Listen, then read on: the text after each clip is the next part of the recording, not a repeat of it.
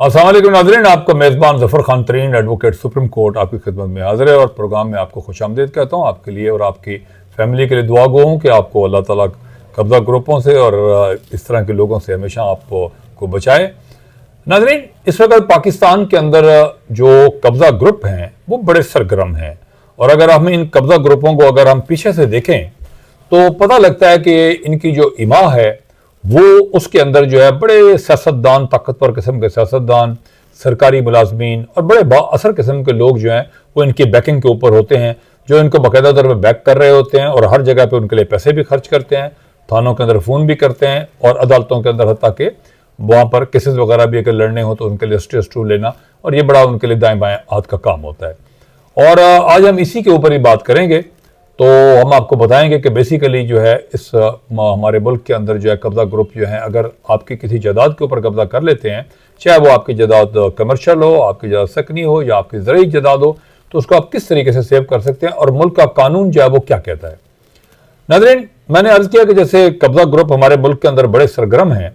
तो इनको अगर देखा जाए तो यकीनन जो है इसके अंदर जो है सियासतदान और सरकारी मुलाजमीन और बड़े बड़े बाअसर लोग जिनके आगे जो है सरकारी मुलाजमीन के साथ और सियासतदानों के साथ उनके ऊपर रब्ते भी हैं, इलेक्शनों के दिनों के अंदर वो उनके ऊपर बड़ा बड़ा पैसा उनके ऊपर खर्च करते हैं। अगर हम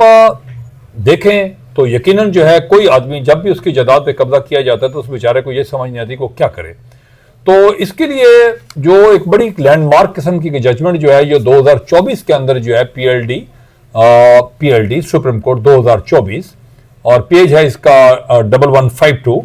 और उसके अंदर जो है ऑनरेबल सुप्रीम कोर्ट ने जो फैसला किया है उसके अंदर क्या क्या चीज़ें जो है क्या क्या इंग्रेडिएंट्स और सिनेप्सिस आपके पास ऐसे मतलब दिए गए हैं कि जो अगर आपके पास हों और जो आप समझते हैं कि जिससे आप या अपने आप को लॉफुल ऑनर जो है वो साबित कर सकते हैं तो फिर जायदाद आपकी होगी। लेकिन नाज़रीन, मैं इससे पहले आपको ये बताता चलूँ कि जब भी आपकी कोई भी जायदाद, चाहे वो कमर्शियल हो, चाहे वो आपका कोई घर हो या आपकी कोई ज़रूरी जायदाद हो, तो उसके लिए फौरी तौर पे जिस वक्त भी आपकी जायदाद पे कब्जा होता है तो आपको फौरी तौर पे चाहिए कि 15 के ऊपर टेलीफोन करें और अगर 15 पे अगर आपको रिस्पॉन्ड नहीं करता तो फिर उसके लिए ये है कि आप 1787 ये आईजी जो पंजाब हैं ये उनकी जो है वो उनका नंबर है, उस पर आप करेंगे तो यकीनन आपको जो है वहाँ से भी जो है ना एक अच्छा आपको रिस्पॉन्स जो है हमेशा मिलेगा। और जब भी आप 15 पे कॉल करते हैं 15 पे अगर वहाँ बहुत देरी होती है तो फिर उसके लिए आपके लिए बेहतर है कि आप फौरी तौर पे थाने जाएं, मुतलका जो थाना आपको होगा। और जो दूसरे सूबों के लोग इस वक्त प्रोग्राम देख रहे हैं उनको भी बताता चलूँ कि यकीनन उनके भी कंप्लेंट सेल जो आईजी साहब की होगी या वहाँ का जो 15 तो पूरे पाकिस्तान में काम कर रहा होता है, तो वहाँ पर उनके लिए भी ये बेहतर है कि वो भी फिर जो है अपने अपने जो नंबरात उनके आईजी साहबान के उनके ऊपर अपनी जो है वो बताएं उनको कि भाई इस तरीके से हमारे साथ ये ज्यादती हुई है। तो उसके अंदर जो है ना यकीनन जो है आपको एक आधा दिन लेंगे, लेकिन फौरी तौर पे आपको चाहिए कि आप फौरी तौर पे थाने जाएं और थाना जाके वहाँ पर एक फ्रंट डेस्क जो है वो वहाँ पर बना हुआ है, फ्रंट डेस्क के ऊपर जाकर वहाँ पर अपनी जो तहरीर दें कि जी मैं इस तरीके से इसका लॉफुल ऑनर हूँ, लेकिन अनफॉर्चुनेटली जो कब्जा ग्रुप के लोग बंदूकों से मुसल्ला जो भी जिस तरीके से भी जो सच हो तो वो बताएं उनको और यकीनन जो है उससे आपकी जो है इंशाल्लाह दादरसी जो है वो होनी चाहिए। लेकिन अगर फिर भी अगर ना हो और आप समझें कि मैं फ्रंट डेस्क पे गया हूँ, मैंने एसएचओ साहब से भी मिला हूँ, लेकिन एसएचओ साहब जो is playing in the hands of the powerful people और सियासतदानों के हाथ में खेल रहे हैं और वो अपने आप को इस वक्त इनकैपेसिटेट हैं कि वो किसी जगह पर अब मेरी मदद कर सकें, तो फिर उसके लिए ये है कि आपको फौरी तौर पर डीपीओ साहब से भी रब्ता करना चाहिए। लेकिन अगर आप 1787 पे जब आप बात करेंगे तो आपकी डायरेक्टली जो बात होगी वो आईजी साहब के ऑफिस के अंदर होगी और वहाँ से यकीनन जो है उसी वक्त फौरी तौर पे ऑर्डर जो आता है वो मुतलका डीपीओ साहब को भी आता है और वायरलेस भी की जाती है और यकीनन वो भी फौरी तौर पे आपके साथ जो है ना वो रब्ता करेंगे। नाज़रीन, इन तमाम चीज़ों के होने के बावजूद अगर आप ये समझते हैं कि जी अब मेरी दादरसी किसी जगह से भी नहीं हो रही, ना तो डीपीओ साहब के ऑफिस से हो रही है, ना ही जो है एसएचओ साहब मेरी सुन रहे हैं और ना ही कोई मेरी को सुनता है, ना 1787 पे कोई मेरी दादरसी हो सकी है और ना 15 के ऊपर मेरी दादरसी हो सकी है, तो फिर इसके लिए जो हमारा जो लॉ ऑफ द लैंड है, लॉ ऑफ द लैंड के अंदर मैं आपको एक बेहतरीन कानून आपको बताता हूं जो कि है illegal disposition act 2005। Illegal disposition act जो 2005 है उसका सेक्शन 3 और 4 जो है वो आपके लिए डायरेक्टली जो है वो एप्लीकेबल हैं। अगर आप उसमें अगर जाएंगे, मैं आपको पढ़ के थोड़ा सा सुना देता हूं बड़ा मुख्तसरन सा। जो सेक्शन जो इलीगल डिस्पोजेशन एक्ट 2005 है, इसमें है prevention of the illegal possession of property,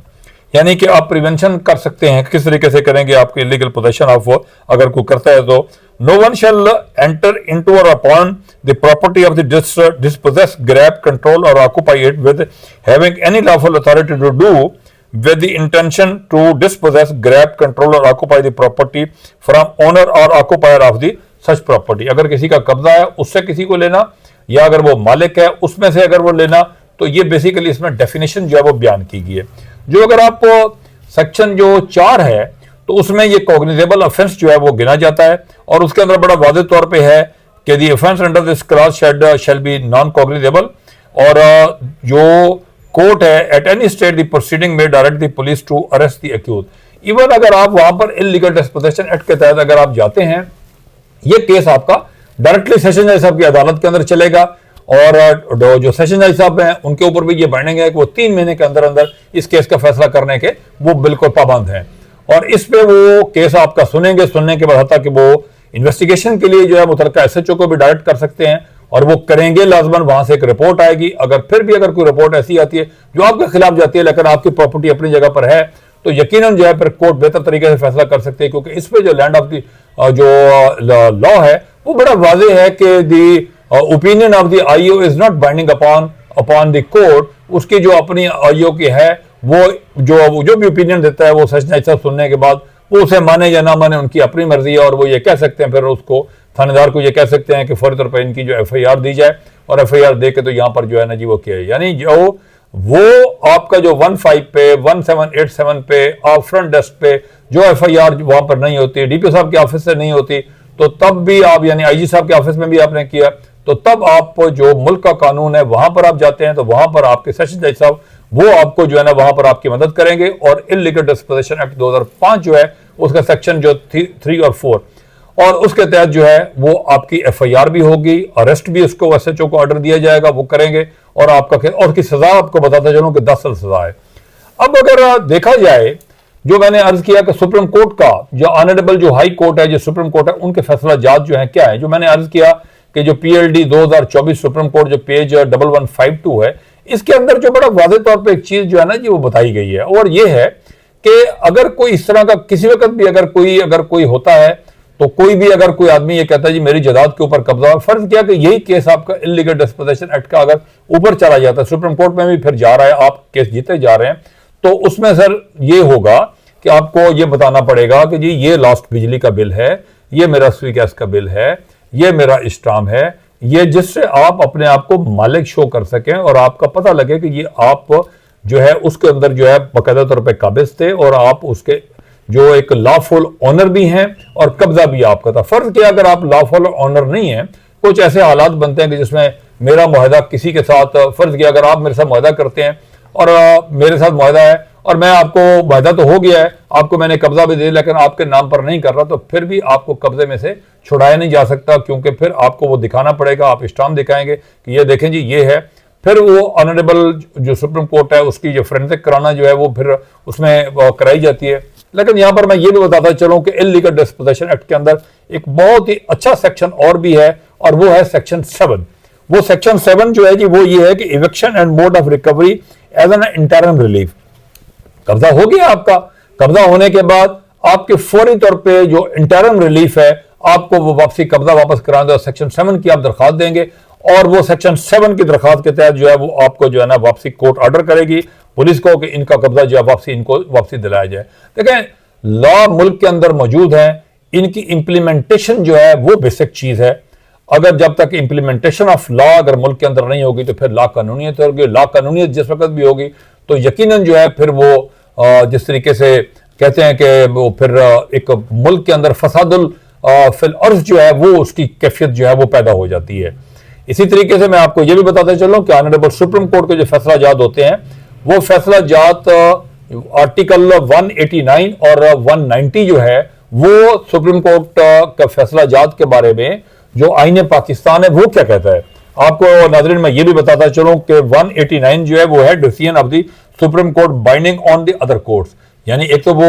article 189 of the constitution of Pakistan वो बाइंडिंग है कोर्ट्स के ऊपर। सेकंड है कि 190 के action aid of Supreme Court all executive and judicial authorities throughout Pakistan shall act in aid of the Supreme Court, यानी कि article 189 और 190 के तहत जिस वक्त भी ऐसा होगा तो वो फैसला जैसा कि ऑनरेबल सुप्रीम कोर्ट का होगा उसके ऊपर बाइंडिंग जो है तमाम एग्जेक्टिव अथॉरिटी, मुल्क के तमाम अदारे जो हैं और इसके साथ साथ जो अदालतें हैं वो उसको मानने की पाबंद हैं। तो अपना ख्याल रखिएगा, और अगर कोई मसला हो तो आप मुझे मेरे जो इसमें कमेंट सेक्शन है उसके अंदर जो है मेरे से रहनुमाई लेना चाहें तो मैं आपके लिए हाजिर हूं और आपको पूरे तरीके से गाइड करेंगे। अल्लाह आपको सलामत रखे और आप अपना ख्याल रखिएगा। बहुत शुक्रिया। प्रोग्राम अगर पसंद आया हो तो इसको जरूर जो है ना सब्सक्राइब कीजिएगा और दोस्तों से शेयर भी कीजिएगा। Thank you. Allah Hafiz.